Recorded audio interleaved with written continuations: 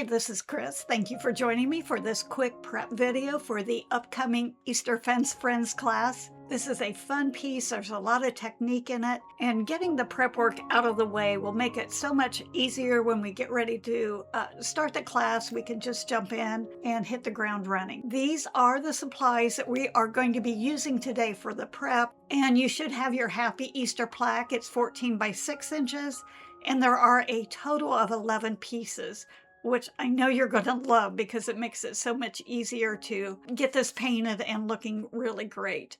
The colors we are using today are Aqua Sky, Baby Duck, Cotton Candy, Light Buttermilk, Lush Green, Sand Gray, and Spiced Pumpkin. Also going to be using a multi-surface sealer. The brushes we're using are the 1/2 inch Awesome Angle, 3/4 inch Oval Wash, and a triangle wedge cosmetic sponge. And the sponge is not required, but I think once you use it, you're going to find out how much it streamlines and simplifies painting, especially some of these smaller pieces. This is an MDF surface, and I'm going to be using multi-purpose sealer to coat it. And with all these little pieces, it makes it hard to keep track of them, and it also is a little bit difficult to hang on to them at times. So I have a small acrylic block handle from stamping. You can use a piece of cardboard, anything that is sturdy. And I'm just putting a piece of painter's tape on it. And I'm sticking the little pieces, all the little noses, putting all the ones that are the same color together, just to make it easier when it goes to base coating it, and press them in place. And I'll be using a cosmetic sponge. And I dampened it with water, kind of scrunched it in a paper towel to get the excess moisture out of the sponge. And I loaded it with the multi-purpose sealer, and I'm using just almost a feather touch. If I press it really hard, it's going to gush down the sides, and I just want a nice light layer on the top surface.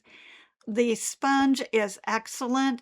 If you have too much product on the sponge, you'll get a dimpling, almost a textured layer.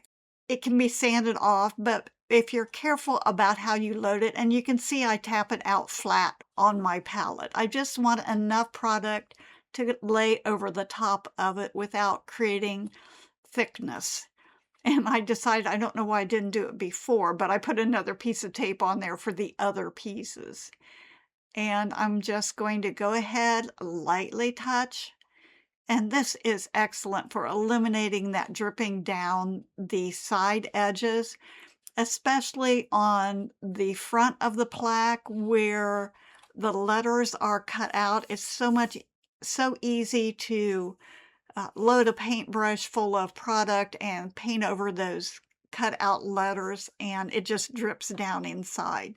Keep a light touch, be patient, reload often. It's no different than using a paintbrush. If your paint's too thick and heavy, you're going to have issues. And it's just a great way to cover that quickly.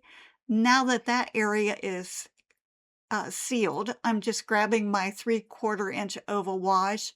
Always start toward the center of the piece and go toward the outer edge. Again, just eliminating that chance that it's going to drip down the side edges. And it can always be sanded and touched up, but in the get-go, if you can save yourself the issue of dealing with that later on, it just makes it so much easier. And we do this for fun. We don't want to create more work.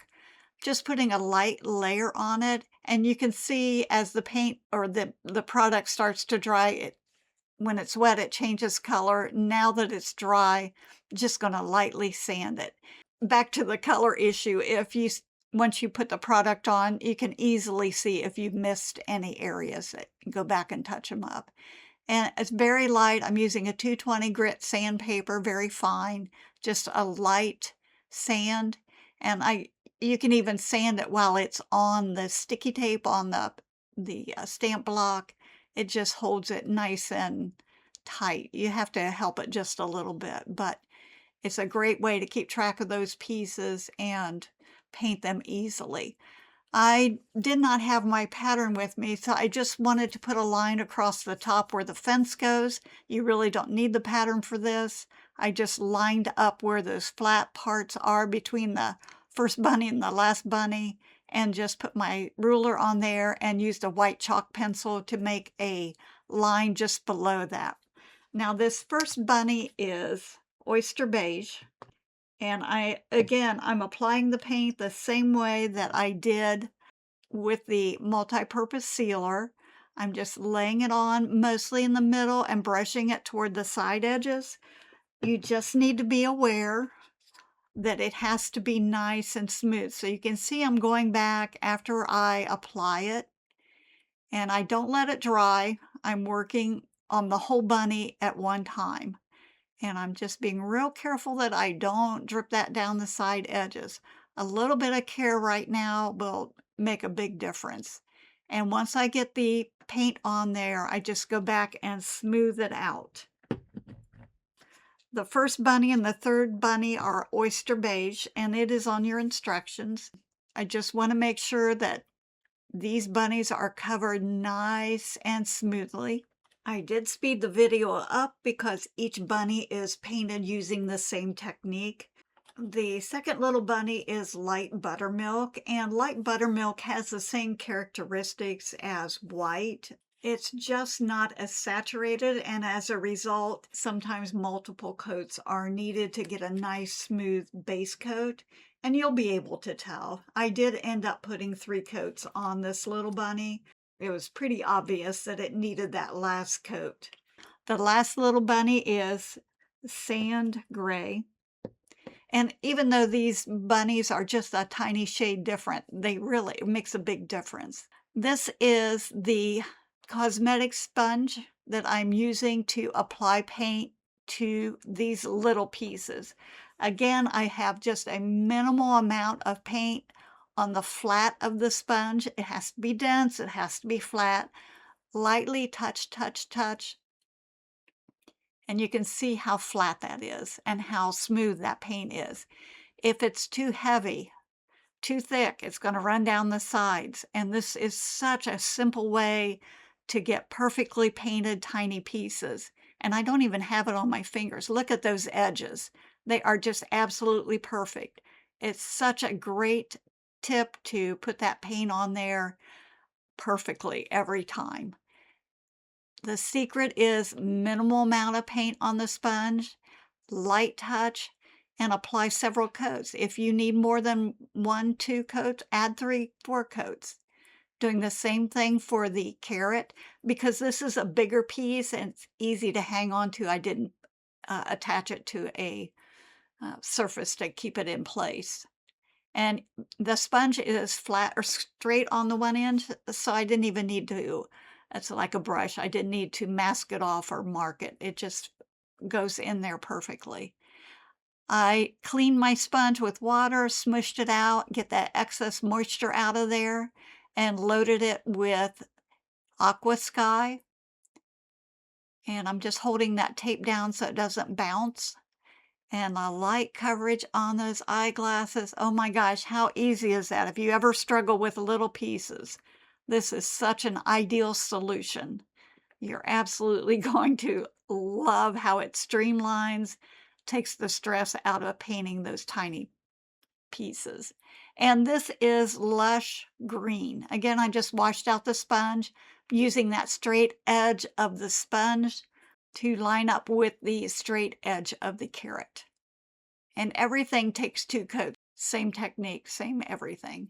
Just going back and putting a second coat on the bunnies, and you can see how much stronger, what a nice, this is just a great base coat. And you can tell, you know, if the base coat's not strong enough. Again, just smooth it out, smooth it out, smooth it out. Make sure you have a nice long strokes and a beautiful coverage. Just kind of eyeballing where that fence is. I've got that white chalk line there, just going past it a little bit. Now on the chick, this is baby duck, and it's similar to the light buttermilk. I did have to go back and do 3 coats. I usually do not put a heavy base coat on. I like light layers of paint. Make sure that these are dried really well in between every application. And this is what all the pieces should look like at this point. And I just wanted to make sure that I had all my pieces and they were base coated. I pulled these off of the tape. However, I'm going to put them back on to keep them there, kind of store them on that acrylic block, because that way it keeps them from scuffing up against each other, and it also keeps them together. So if you have trouble losing track of some of these pieces, this is a great way to just kind of keep tabs on them while you're painting. Now the back piece, I did not put any sealer on it, nor did I do anything to it at this point. Just gonna stick these pieces back on there, that way I know none will be missing come day of class. Now that the prep work is finished, when class begins, everyone will be on the same place and we can hit the ground running. If you have any questions, you can email me, chris@cdwood.com, or private message me on Facebook. Thank you for joining me for this prep video. Looking forward to this class. I think we're going to have a great time. So get your prep work finished and we'll see you at class.